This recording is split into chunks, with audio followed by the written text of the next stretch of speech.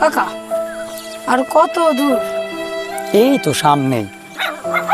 কাকা আমি একটা জিনিসই বুঝে পারতেছি না, আমরা কোনে যাচ্ছি? কে মাঠে যাচ্ছি?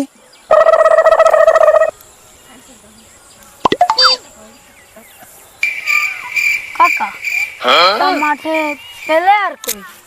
আহা, আমি পারি না আর পারি না। আরে এটা খেলার মাঠ না, এটা চাষের মাঠ। এদিকে চাষিরা চাষ করে। কাকা চাষ কোনে থাকে? মাঠে থাকে। তোরে আমার সাথে এনে আমি মাটি খাইছি। কাকা তুমি মাটি ঘাটে গেলে কেন?